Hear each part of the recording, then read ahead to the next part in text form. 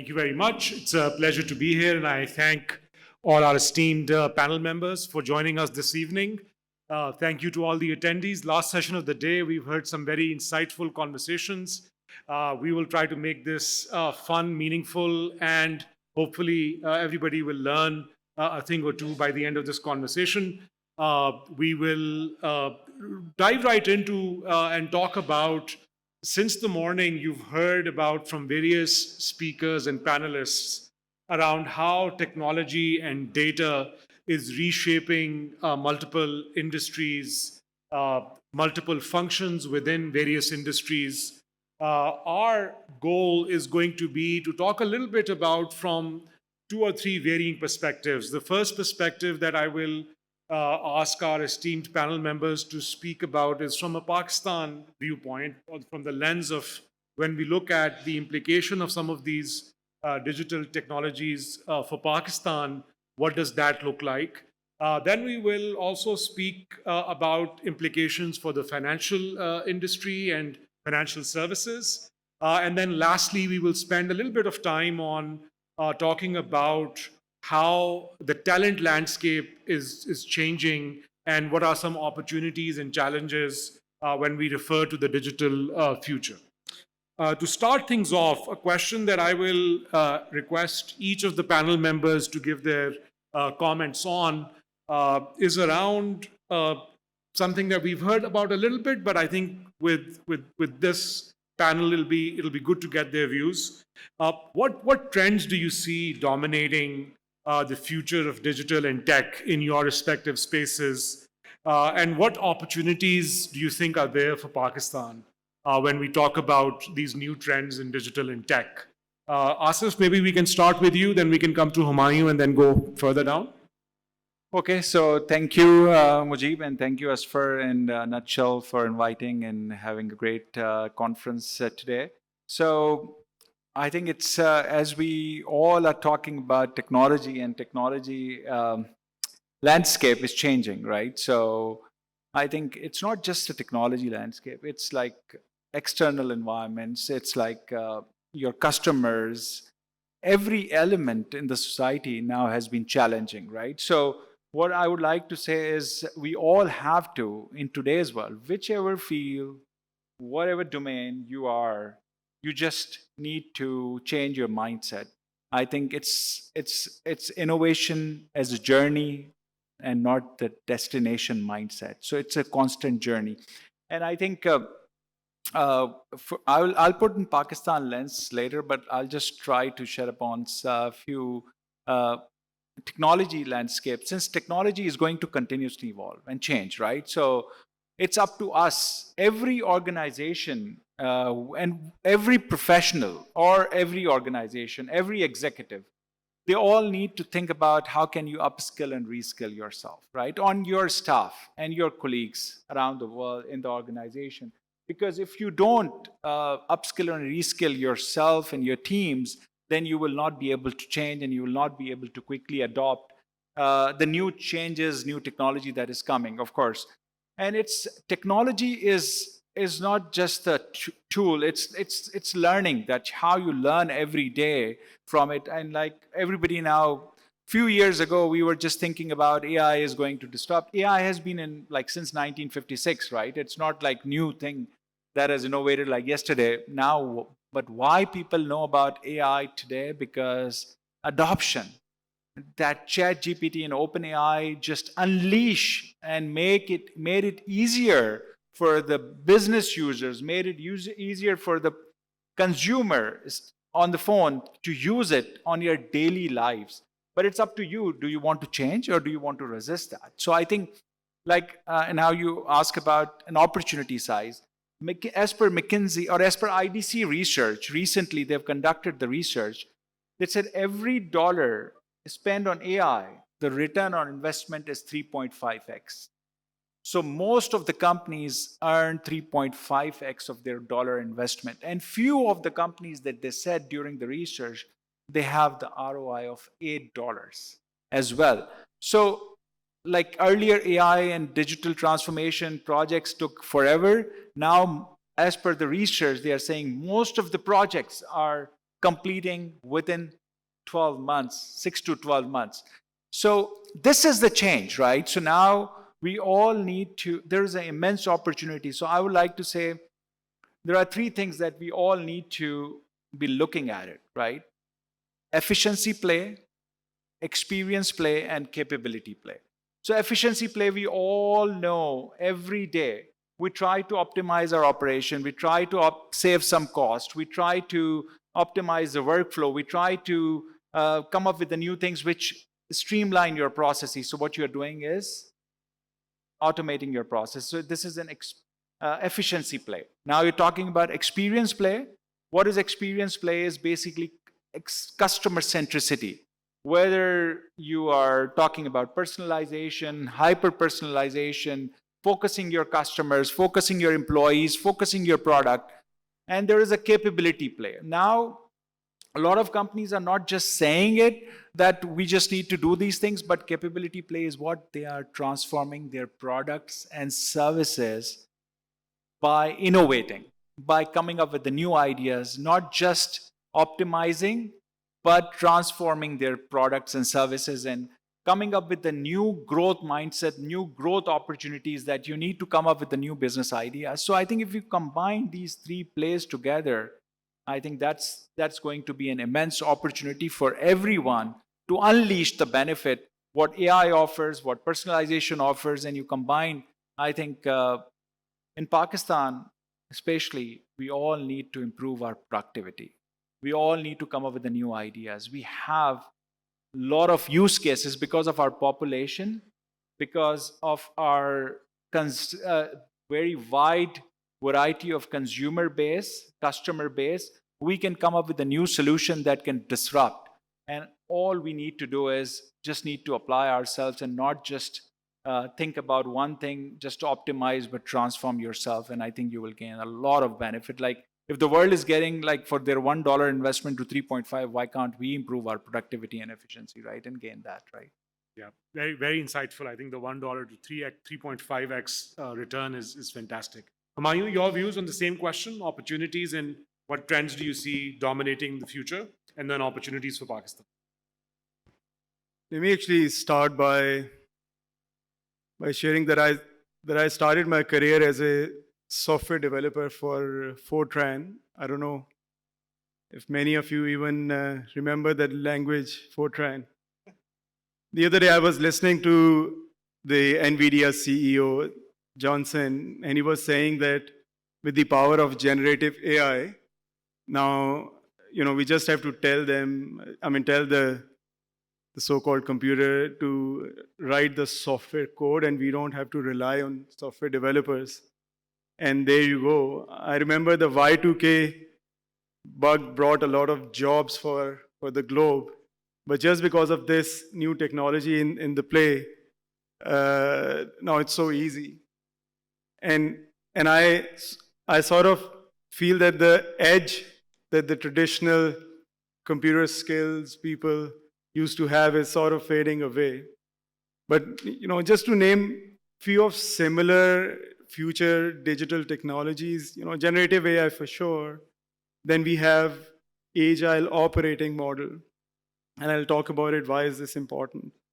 There is this essential need for having customer experience and the user interface is much more contextual.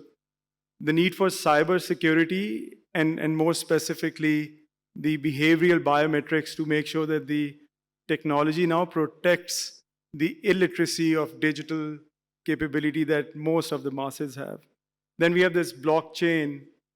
It all started in 2008 and became mainstream in 2014, but banking started making use of it in 2017. There are a lot of use cases there. The use of cloud, which is now more sustainable cloud use, and the software as a service model rather than infrastructure. The other trend is financial inclusion. 24% of the world's population is still excluded financially. And there's a lot of push from World Bank to bring these 1.7 billion people into the fold.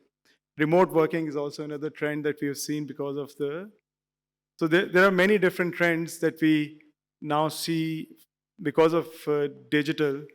And in Pakistan, what we have clearly seen, it has brought workforce participation, especially from women. I was just looking at some statistics. The women workforce participation was 13% in 2010 in Pakistan. Now it is close to 25% as of 2023. And the large play is because of these women can now work from home by making use of digital technologies. And the financial inclusion, I remember I was one of the founding members in Easy Paisa. It was 13% in 2009. Today we have crossed 32%. Still a long way to go, but it all happened because of the digital technologies that we have. So, in my view, Pakistan is not behind in making use of the technologies and what digital technologies entail. It's a different question of how we can maximize our ongoing efforts and make most of the benefits of the technology has to offer. Fantastic. No, thank you for that. Nadeem Saab, same question. What trends do you see most important for the future, and then opportunities for Pakistan? Thank you, Mujib. Thank you, Vesper. And nutshell, privileged to be here. When Humayun said he started career with Fortran, I feel like I'm a dinosaur age of technology. When I started my career, I was using the floppies. And Microsoft, Bill Gates at that time said 360K is enough memory. We probably don't need ever more than that memory in our computers. So I think I learned today. Today I deal with my son who's trying to work on AI modeling to have human emotions. And that's what my discussion when I feel like I'm highly illiterate person. So what's the future? I think we are not at the right space. Pakistan is not in the right position where Pakistan should be. With all this infrastructure, with all this technology available to us, I think we need to have a long way to go. I think adoption is not an issue. I think what needs to be done on that technology is then an issue. Everybody's probably carrying the cell phones, but I think the utilization of cell phone is not rightly used. We are in a digital economy stage. I think that's where we feel there's a huge potential and a green field available in this country where we can use this layer of technology and we can have a truly digital economy scale. Pakistan has, potential is there. I think we are not at the right stage, but it's not a negative comment, but I think is something which we are leading towards it. So my perspective coming from the Pasha is certainly I think we are doing a phenomenal job with all the challenges to our industry. We again posted month-to-month growth this month. That shows the confidence of Pakistan IT industry, and that's how the confidence on our policies. And I think that's a great thing too. We just grown another substantial number this number. So thank you companies like Peers who's been a big contributor here. I think what's the future lies is that with all these coming towards the next phase where the world is moving, we need to catch up. And then once again, I'm going to say the customer-centric digital economy, that's the play with. The policy plays a major role in it. I know the State Bank of Pakistan is doing it the same thing, but somehow at Pasha we feel the domestic market needs to be paid more attention towards it. I know we need to bring more dollars in, but we need to also engage more our local products, made in Pakistan products, where we can have certainly a lot of value coming in. I have Ali Nasir here. I think Jazz is doing a tremendous job from their digital product lines. I think these kind of initiatives can take us to the next stage and should continue to strive for it. So future is bright. I think we need to do a lot of catch up as well. Thank you, Nadeem. I think on your last note around financial inclusion and how technology can help us solve problems that masses in Pakistan face, we will hear more from some of our panel members. Haseeb, same question for you around opportunities and major trends that you see shaping the future, and then opportunities for Pakistan, please. I think I cannot agree less what Asif Sab just said. Rather than a particular technology, it was different 4 or 5 years ago, and now it is AI and different things are being focused right now. So I think the focus or the skill that we should have as a country, the ability to learn new skills and to be able to develop new talent around those skills. So this is something which is required because technology will keep coming in, new things, new technologies will keep coming in. So the ability to change, to develop new skills is what we should focus on. Nonetheless, I think in what is relevant today from a technology standpoint in the technology world, AI in all its form, I think, but most importantly, from Pakistan's perspective, the ability of AI to be able to interpret and make sense of large amounts of data is something that the country can benefit greatly from, because that is, I think, one of the areas at a national level which is most underperforming. The data that we have and using the technology that we have coming in with AI, we can leapfrog multiple steps in order to benefit from these technologies to at public sector organizations and private sector organizations. Then again, with cloud, low code, no code, our organizations within Pakistan and especially public sector can launch e-services, electronic servicing to its citizens in a much faster, robust, and quick way. So as you know, the timelines for the projects are much shorter now. So all of this technology that we have at hand can be used internally to provide better services to customers, to citizens, but also, whatever we do locally as IT companies, as technologists, all of this is also potential for export as well. So whatever we develop, the capabilities, the talent that we develop, all of that is services, then we can take it to the region as well as the region's IT service provider for future. So, and I think there are many areas where we can use all of these technologies to leapfrog, especially in areas of fintech, low code, no code, for developing all of these and deploying all of these services at our public sector organizations, etc., to benefit quite rapidly from all of these innovations that we have in today's day and age. Thank you. Fantastic. I love your specific example around how some of these new technologies can help solve problems around governance, around community service, and bring efficiencies to that domain. And other countries have done this. It's not as if we're talking about an entirely new concept. And I think it's a matter of building those capabilities. If we can move on to Ali, and Ali, same question for you, opportunities, and especially from the lens of the work that Jazz has done around financial inclusion. I think it's a great use case. Nadeem mentioned it, Asif Saab also mentioned it. So if we can speak a little bit about that, please. Absolutely, Mujib. Thank you, and thank you for Nutshell for having us over. I'm going to start off with an anecdote, if you don't mind. So November, I didn't receive my gas bill. Okay, maybe it's a month late. December, I didn't receive my gas bill. Fine, something wrong. Tried to call up the helpline, couldn't get through. January, I had to talk to the chairman, Sri Northern, to get my bill. Anyways, got my 3 bills worth, which was an astronomical amount. When I said, how can I pay? They said, well, pay. There were some late payment charges which were not due. I said, well, why should I pay late payment charges if I haven't received the bill? They said, fair enough, you pay this time around, and in the next bill, we'll adjust it. So I promptly paid. Lo and behold, the next bill comes, and they have not credited the amount that I paid in.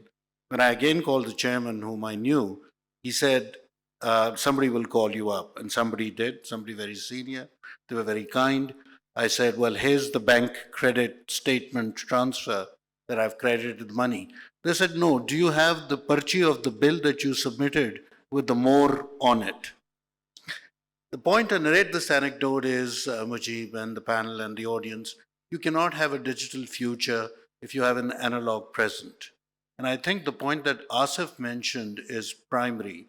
Amongst all the technologies that we'll discuss, we continue to hope, aspire for a digital future, but every day in our dealings, in whatever line of work we're in, we are still very content with our analog processes and systems. And we're not challenging them. We're not getting the government to mend them. There's been some progress. I don't want to say it's completely untoward.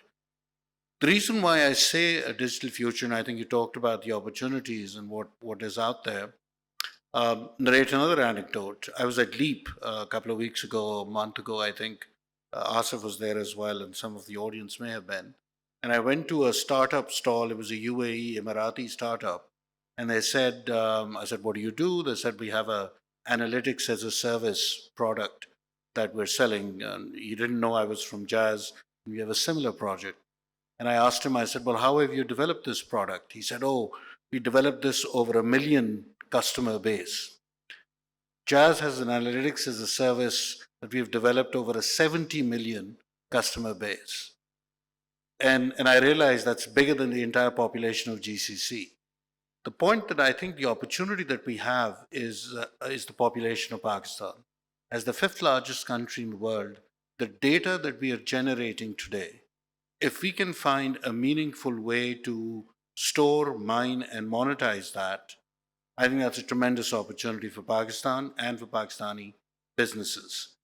So for me, data powered by Gen AI is, if we can get into that rhythm and system, I think there's no stopping Pakistan.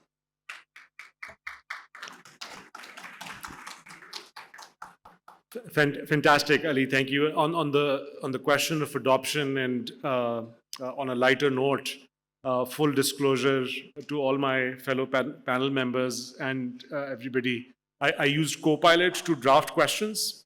The initial version had some hiccups, but eventually it really worked out. I think it goes back to what several panel members have said. How quickly we as consumers and as users can adopt some of these technologies in our day-to-day lives. That is when that mindset perhaps can help getting shaped. I also really liked what, again, several panel members have mentioned, and I personally am a firm believer of that as well, is around agility, is around that, today it's Gen I, the ability of us as individuals to be able to unlearn an old skill set and learn something new. That's the skill, or that's the mindset that perhaps we should set up to build. We're going to move to some more specific questions that that Copilot has helped me draft for each of the panel members. We'll start with Asif. So Asif Systems has been one of the fastest growing and most consistent tech companies in Pakistan in terms of their financial performance and growth. When you look at some of these future technologies and the disruption they might potentially cause, what strategies you as the leader for systems are adopting that can help companies stay ahead of this curve and continue that growth trajectory that a lot of tech companies in Pakistan are on? So if you can comment on that, please. So I think basically, I think I would say start with any organization have a culture, right? So we have built that culture in the organization where we have on constant move, right? And we have a courage to take risk. We have developed the values. And the most important thing when you are in innovation in technology, and especially in services, is an employee ownership. We have systems has demonstrated practically we are employee-owned company, right? Majority of the company is still owned by the employees. So it's basically putting the skin in the game. For all the employees, they are shareholders and partners. So that's the culture that we have developed, which helped us in taking the new challenges. And of course, it's a growth mindset, right? How you play in this ever-changing world.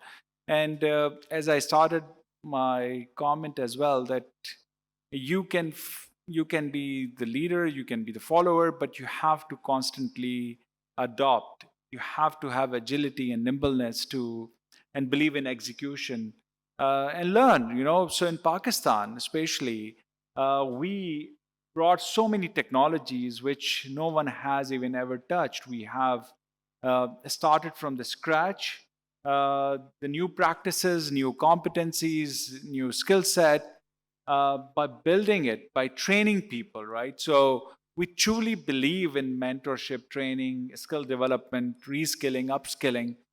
And if you do that, then of course, the world has a demand.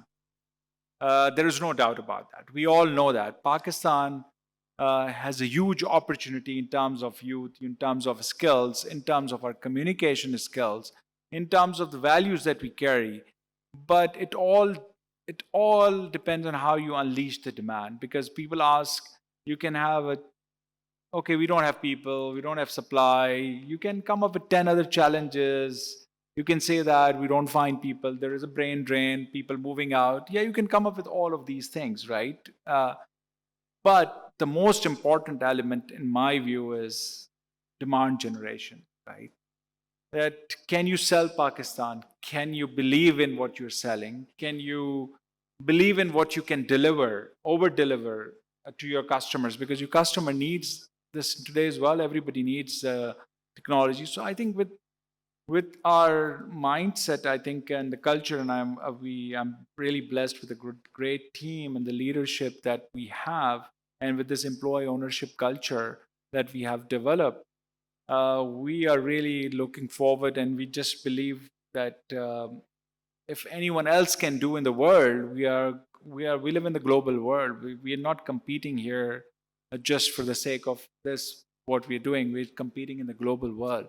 So if the other can do, what is stopping us to achieve that kind of a scale? So I truly believe in that, and I think God has been very kind. We're grateful that with the hard work and the passion that we carry, we have been able to scale in Pakistan as well. So I would say yes, of course, there are challenges. Do you find skills like available? No. You have to build. You have to train people. You have to come up with that kind of an approach. And if you have that, I think any company can scale in my world, right? Yeah. In my view. Thanks, Asif. As you said, culture eats. There's a saying, right? Culture eats strategy any day, any time. Strong culture will help weather any storm that comes your way, whether it's in the form of business challenges or it's in the form of new skill sets. On the question of talent, let's maybe switch gears a little bit and speak about talent a little bit. So, two talent-related questions for Haseeb and Nadeem. Haseeb, maybe we can come to you next. And TMC is a specialized service provider for SAP.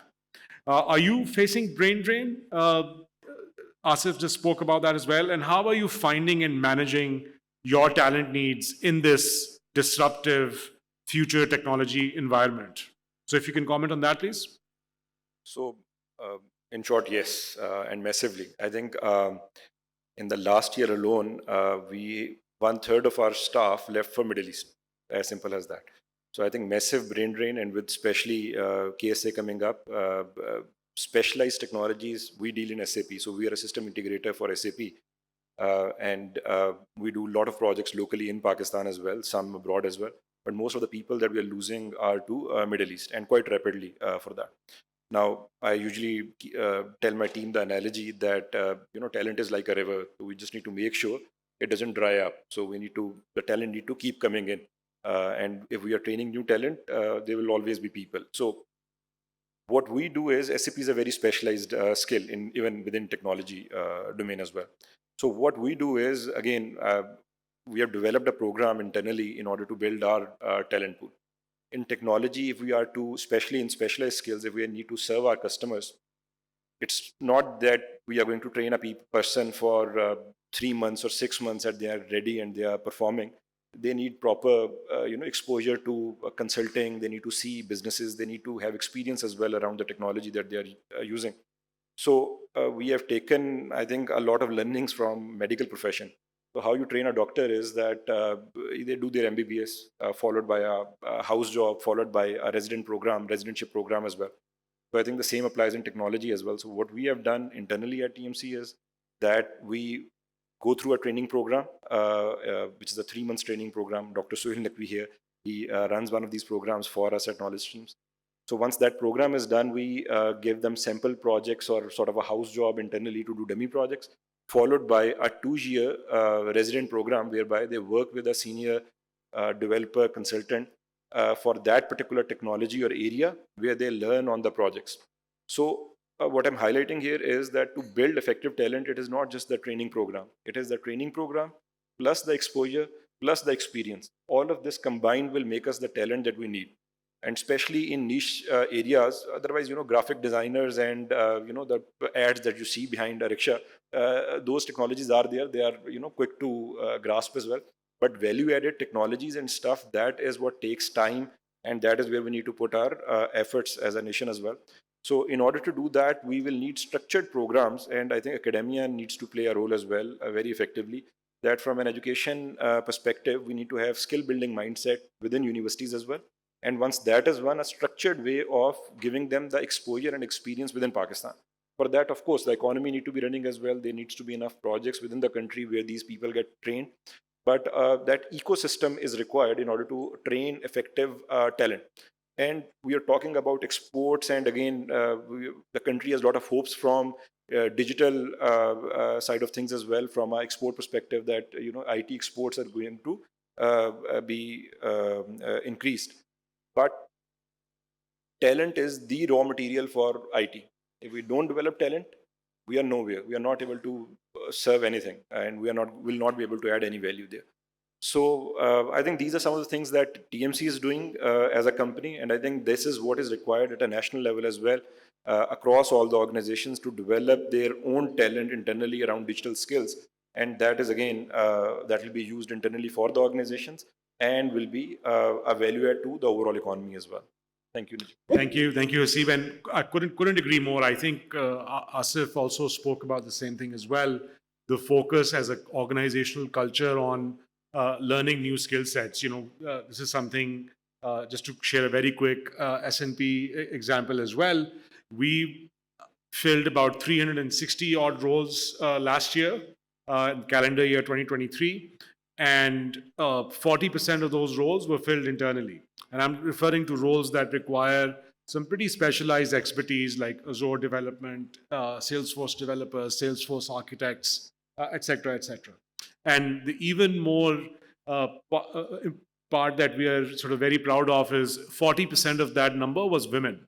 And that's something that, again, some panel members have spoken about, on how that's remote work has enabled more women to be part of the workforce and learn these new skill sets that you can learn sitting at home. That's part of the digital future and disruption that is upon us. We will also be coming around after this round of questions to the audience to take your questions. So if you have any, please think about it. We'll soon pass around a mic and take a couple of questions from the audience. I want to go to Nadeem, staying on the subject of talent before we move on to financial services, for which I will come to Humayun and Ali Nasir then. But Nadeem, the question to you is, talent pipelining is also an issue for the tech space. As a representative of the technology industry in Pakistan, can you share some steps that Pasha is taking, along with maybe support and help from the government, to build a robust talent pipeline for companies in Pakistan? Absolutely. I think one of the things which we have already talked about, the brain drain of people who are leaving for, I think, the countries of better opportunities. But we also see in a different perspective, the countries are built by the diasporas, specifically IT segments. We need to train more. We need to have more talents. Pakistan has been projected as one of the huge resources, our young talent specifically, 60% plus and minus on, young talent. But Pasha's focus is that how we can have this skill gap fulfilled. So we already know with this long time. Recently, our skill survey has been done, and we figured out there's a pipeline jobs for IT industry is somewhere around 83,000 jobs. So which is currently available, shortage, and how the companies are seeing their projections over the next few years. That's a large number. And we have around 50,000 graduates, something 25,000 graduates coming out of the universities and different institutes every year. But if the jobs are not fulfilled, we are fulfilling the supply, but the demand is not being met because the right skill set is not there. And that skill set sometimes is very misrepresented in various training programs which have been done by different various institutes, whether it's a government, whether it's provisional level or in a private level. Most of the IT awareness courses are being projected as something which can gain you something which is substantial, but they are nothing but the mere IT graduation. But Pasha is doing it, helping streamlining the actual demand of the industry, so the training programs for the government are aligned with those things. So we call demand generation or demand generated trainings as well. So Pasha held this program. We have this program under Pasha platform. It's called Tech Lift program. We ran this last year. We are again planning this year. So we collected industry's immediate demand, and we filtered out 4,000 students. We trained them, and then the industry absorbed them. Current, their employment ratio is something 83%. Their salaries have increased over 30 to 40% since they've joined last year. So we do continuous survey. So I think most of the trainings has to be focused where the demand is. Unfortunately, this is not being done. People are trained or being trained on what you call these technology buzzwords. AI certainly has the biggest opportunities coming in, but can a fresh graduate or even a non-graduate can go to AI training right away? What kind of prerequisite is required when nobody's seeing it? Everybody is just flying high on AI and training it, and we don't know exactly what you are learning training it. Prompt engineering is one of the new emerging field in AI and ChatGPT. Building our own indigenous LLM model is another big field, but Pasha is taking these steps. So we have this very strong skilled programs we're working with government of Pakistan under MOIT and NAVTech. Recently guided NAVTech what their next training programs is. The gap is, which I think we need to fulfill, is the trainers. We do not have trainers. We do not have capable trainers in this country. So one of the programs we just recently proposed to the government is make a train of the trainer programs, robust programs where we can actually train the trainers. Most of our trainers are basically outdated and they're not really updated themselves. Specifically, I'm talking about the universities and our education institutes. And Pasha is helping them out how we can train them. It's not the curriculum or the books available to us, but the trainers are not upgraded. They are not trained themselves. And the train of the trainers is one of the biggest gap we identified. We're helping them on this borrower policies recommendation, our skill recommendations. We have a complete skill team, and we're continuously guiding through because that's the demand coming from IT industry. Thank you, Nadeem Saab. Very, very useful contribution. TechLift has been very instrumental for a lot of technology companies, and I'm glad to hear that it's going to continue and perhaps get scaled up. Switching gears a little bit and moving sort of the line of questioning around the impact of these new technologies and in the digital space on the financial services and the banking industry. I want to go to Humayun. And so Humayun, I mean, globally, the banking industry is perhaps one of the largest consumer of some of these new capabilities that are coming out of these new technologies that are coming up. As per Copilot. As per, yes. Especially keeping in mind, how digital banking in Pakistan is evolving. You being a leader in the digital banking space, how would you comment on that, or can you speak a little bit about what the impact is in this area? Let me actually start by actually asking a question from the audience. How many of you guys have played Roblox? Can you just raise your hands? Roblox, right? Yeah, Roblox. Yep, I played with my 9-year-old. Very, very few people. Seriously? According to Wells Fargo, there is $80 trillion wealth, which is about to shift from baby boomers to millennials and Gen Z, and there is no solution to this. The baby boomers will vanish sooner or later. So Gen Z or millennial who are playing Roblox, they have their own currency, and they buy those coins, and there is a different way they operate. Now, do you think that these guys will actually be doing financial services and banking 5 to 10 years from now, the way we do today? It will be a problem if I ask my 9-year-old for a mohor, like Ali Nasir was asked for a stamp on the paper, right? It'll be an issue, yes. Yeah. So let me tell you the other statistics. As per the World Payment Report and McKinsey, there were 1.3 trillion non-cash transactions, which is 82% of the total global transactions in 2023, non-cash. As per State Bank's payments report, we are no different. Out of 5 billion transactions last year, 83%, 4.1 billion transactions were digital in Pakistan. That's a different story of the worth of digital versus paper-based transactions. It's a journey. But what I'm trying to say that the transformation that we're trying to embrace is behind us now. It is a different story of how we get rid of cash eventually, and that's just a matter of time. Now let me talk about how Mashreq Bank has dealt with this.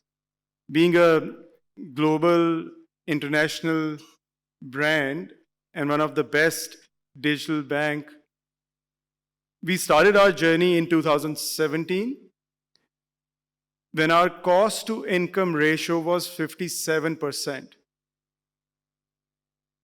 And our return on equity was between 9 to 10%. And by 2019, so we launched our digital proposition in 2017 by the name of Neo. By 2019, we had closed 50% of our branches. I'm talking about a bank with 57 years of legacy, operating in 14 different countries, closed down 50% of its branches. Last year, we were at 85% of the branches shut down. But that did not stop our growth. Last year, it was 2 trillion dirham worth of deposits. And the advances to deposit ratio is 78%. In Pakistan today, our advances to deposit ratio is close to 43%, and 78% of these advances are to government and large corporates. The private sector is merely less than 5%. But this actually gives a huge opportunity. I think it's a blessing and a paradigm shift that Mashreq is coming to Pakistan. We have an agile operating model, what I was talking about. Every 2 weeks, there is a new product that we ship to Apple App Store and Play Store. Just I don't know how many of you guys have ever stuck your ATM card in ATM, but I can promise even today, if that happens to you, you would actually not think about call center. You will not think about visiting a branch. You will actually think about if you personally know somebody in the bank to help you bail out of this situation. And that's the level of quality of banking service. When nothing goes wrong, you think that the banking is working fine, but fundamentally, just to give you one more example before I close, Nubank in Brazil started in 2013. Today have 95 million customers. They operate with 6,000 employees versus the bank, which is Atau Bank, formed in 1924, has 95,000 employees, 4,500 branches, and they have 55 million customers. So just a matter of 10 years, Nubank, because they started fresh and they were digital first, they were able to leapfrog. And that is exactly the opportunity I see in Pakistan. And personally, I don't see policy as a challenge. I think we are an outcome of policy because we applied and we got the license in Pakistan. The onus is on us now to work with the government and help contribute to Pakistan's economic growth. Yeah. Thank you, Mario. Fascinating numbers, and I think they just depict how digital is shaping what is seemingly viewed as a traditional, conventional industry. Just quick anecdote: I recently saw at S&P Global, we obviously have been serving the banking industry for decades and more than a century, actually. And we just launched a AI benchmarking model that helps which is specifically for banks, to benchmark various LLMs and how they interact with banking workflows. Now, this product was unimaginable maybe even a year ago. So, to Humayun's point about how can you keep offering new workflows, new products to your consumers, whether it is on the individual side or whether it's on the business side, I think is very, very critical if we want to keep up pace. We would like to welcome the Honorable Minister for joining. Thank you, ma'am, for joining us. We will hear from her shortly. My last question is for Ali Nasir. Ali, if you can, you already spoke a little bit about financial inclusion and the work that Jazz is doing around data and analytics. If you can talk a little bit more, maybe share a couple of examples of how this is driving the telecom structure in Pakistan, as well as the fringe microfinance, financial inclusion space, that would be great. Sure. Thank you, Mujib. So I think as Humayun mentioned, there are, the digital banking, if you like, or this industry has been there for a while also. The uptake has been a little slow.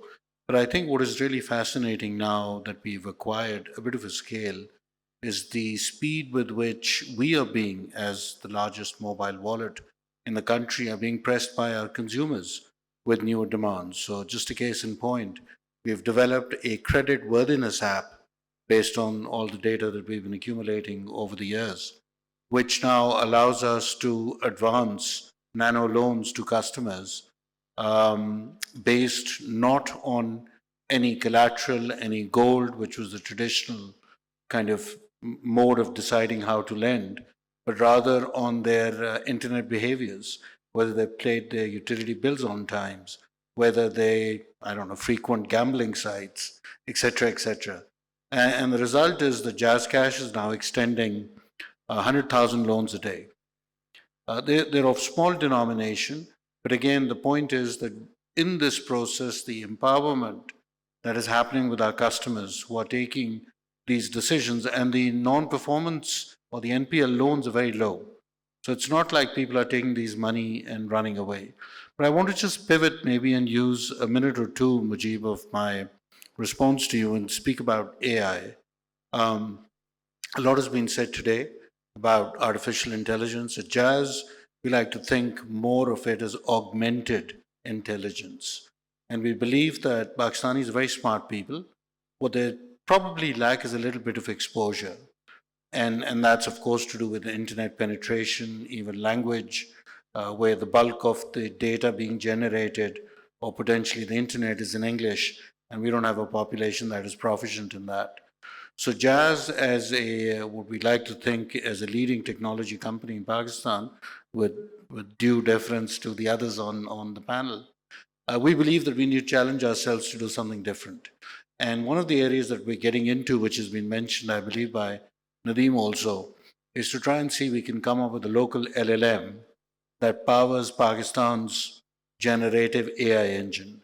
And we also realize, given our linguistic differences, that it can't be text-based, or it can be, but it will not be very successful. So how can we try and create a verbal activated Gen AI that, of course, can be used through the phone network, and Jazz certainly will be a part of that. So that's something that we are now very keen on pursuing to cater for our own needs and also our cultural nuances that potentially a lot of these off-the-shelf LLMs may not be able to cater for. So I think in summary, it's kind of, there is a lot of work to be done. There are lots of opportunities. You have to pick the right battle. You have to pick the right area that leverages the strengths that we as a nation have. And I think we can create an opportunity for us in this digital future that we're talking about. Thank you. Thank you, Ali. Very, very insightful, and love to hear about the plan for a Pakistan-specific LLM. I think that would be fantastic, and we all await that. I appreciate the input from all my fellow panel members. The audience, I hope you liked our co-pilot sponsored and created questions that our panel members were able to expertly handle. That's something co-pilot and AI cannot do. So we still require these expertise. With that, I'll hand back to the rostrum and we'll proceed further.